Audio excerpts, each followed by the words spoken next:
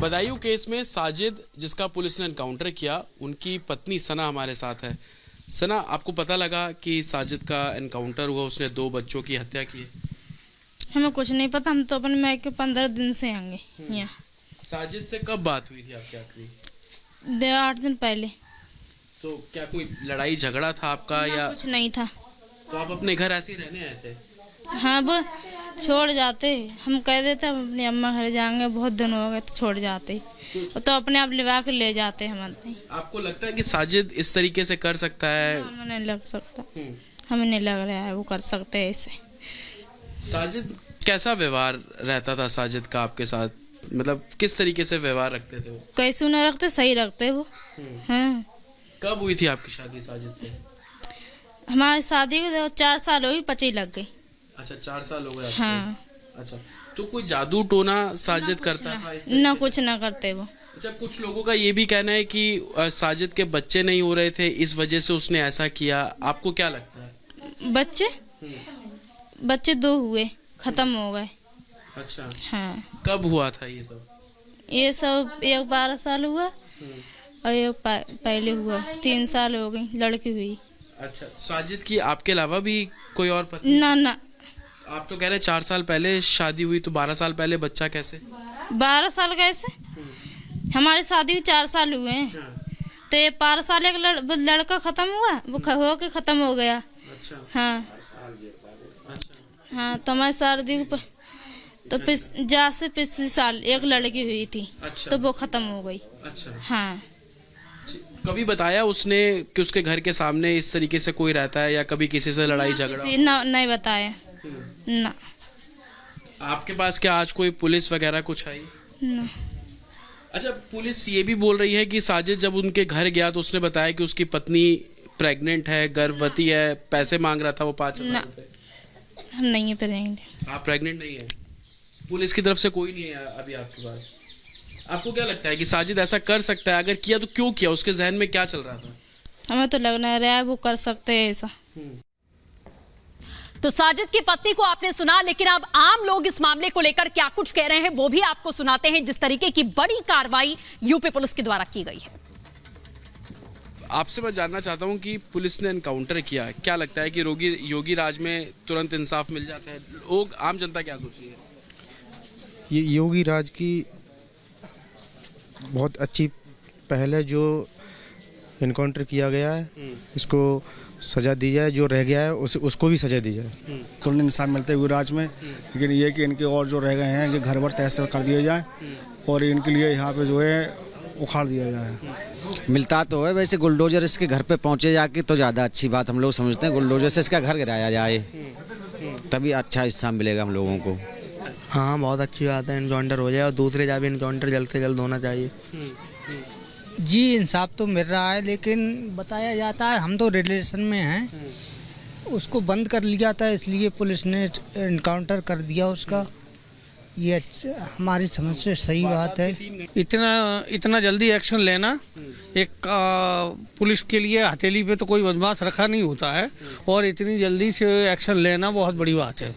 बिल्कुल अच्छा काम किया। ये माननीय योगी आदित्यनाथ जी की इच्छा शक्ति है जो ये कार्य हुआ, वरना पिछली सरकारों में इन्हें पकड़ा जाता, जेल में डाला जाता, तमाम तरह की वकीलों के दाव पेच करके छुट जाते। ये इससे अच्छा फैसला नहीं होता। हम माननीय योगी आदित्यनाथ जी के इस फैसले का स्वागत करते हैं। और इस बीच बड़ी खबर आ रही है, उसका रुख करते हैं। जी, अखिलेश यादव ने बीजेपी पर हमला बोला है। बदायूं घटना को लेकर उन्होंने कहा है कि ये प्रशासन की नाकामी है। उन्होंने ये भी कहा कि जीरो टॉलरेंस की जो नीति है वो जीरो हो चली उत्तर प्रदेश में। उन्होंने कहा कि घटना प्रशासन की नाकामी की वजह से हुई और अब सरकार नाकामी छिपाने की कोशिश कर रही है। ये बात उत्तर प्रदेश के पूर्व मुख्यमंत्री अखिलेश यादव ने कही है कि जो प्रशासन है अब अपनी नाकामी छिपा रहा है, प्रशासन की वजह से यह घटना घटी है। कानून व्यवस्था वाला विभाग है, law and order, zero tolerance. क्या कल की घटना ने साबित नहीं कर दिया कि जीरो टॉलरेंस वालों की पॉलिसी जीरो हो गई? ये जीरो टॉलरेंस पॉलिसी जीरो है। 2 भाइयों की तो जान चली गई ना। क्या उनके भाइयों की जान नहीं बचाई जा सकती थी और पुलिस पहले से काम करती? तो अपनी नाकामी को छिपा नहीं सकते इस तरीके से। ये इनकाउंटर से नाकामी नहीं छिपनी है। घटना है और इस सरकार का लाइन ऑर्डर पूरी तरह से फेल है।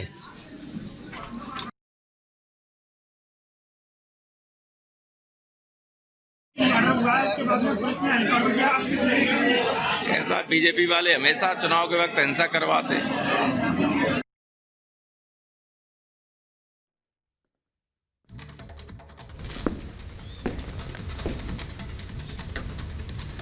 तो तस्वीरें आप देख रहे हैं जहां बदायूं मामले में लगातार एक्शन हो रहा है, वहीं दूसरे आरोपी की तलाश भी तेज है। परिवार आहत है जिस तरह की घटना हुई है उससे, और कोई विश्वास नहीं कर पा रहा है कि मामूली सी बात के लिए 5,000 रुपए के लिए महज 2 बच्चों का कत्ल कर दिया जाता है जिनकी उम्र 14 और 6 साल थी।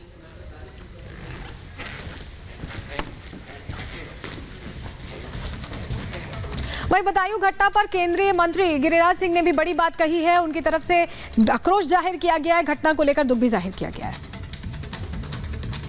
सपा को अपने घटते हुए गिरते हुए जनाधार को लेकर के ऐसी बातें कह रहे हैं। योगी जी हिंदू हो या मुसलमान, जिसने भी कानून को अपने हाथ में उत्तर प्रदेश में लेने की कोशिश की है उसको बख्शा नहीं गया है। इस साजिश ने भी कानून को अपने हाथ में लेकर के जिस ढंग से निर्मम हत्या उसने की थी उसकी, और पुलिस के ऊपर भी उसने अटैक किया ऐसा कहा जा रहा है, जिसके कारण उसकी इनकाउंटर में मृत्यु हुई। चलिए इसी के साथ में आगे बढ़ेंगे और बात करते हैं प्रधानमंत्री मोदी की। आज प्रधानमंत्री मोदी ने भारत मंडपम में युवाओं को कामयाबी के मंत्र दिए हैं। स्टार्टअप महाकुंभ में पीएम मोदी ने नौजवानों को नाकामी और कामयाबी के बीच का फर्क भी समझाया, लेकिन इस फर्क को समझाने के लिए पीएम ने जिस तर्क का सहारा लिया उसमें निशाने पर एक कांग्रेस के नेता आ गए। कौन थे वो नेता और कैसे प्रधानमंत्री मोदी ने विपक्ष की गलती पर मारा चौका, देखिए रिपोर्ट में।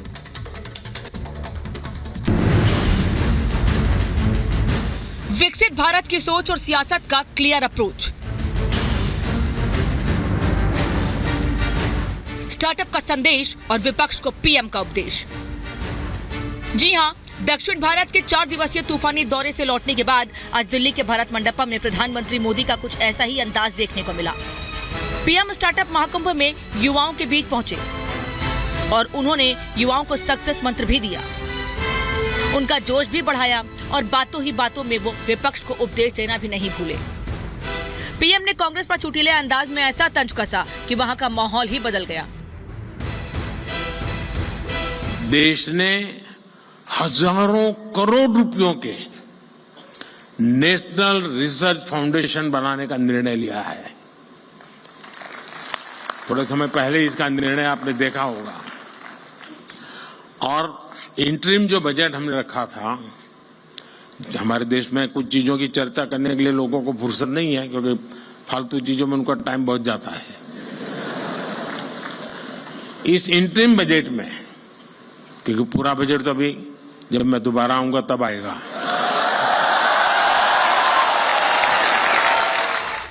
देश के युवाओं का स्टार्टअप को लेकर बदलते नजरिए और कामयाबी से एक तरफ जहां पीएम खुश दिखे तो वहीं इशारों इशारों में उन्होंने कांग्रेस के परिवारवादी राजनीति और बार बार एक ही नेता की छवि चमकाने की कोशिशों पर भी करारी चोट की। पीएम ने कहा कि आप सब में और उनमें फर्क ये है कि आप लोग तो प्रयोगशील होते हैं, एक अगर लॉन्च नहीं हुआ तुरंत दूसरे पर चले जाते हैं, लेकिन वो ऐसा नहीं करते। स्टार्टअप लॉन्च तो बहुत लोग करते हैं और पॉलिटिक्स में तो ज्यादा।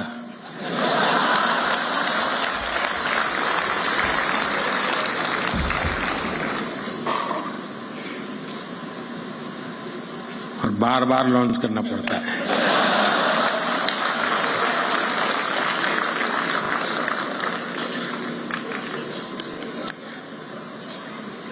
आप में उनमें फर्क ये है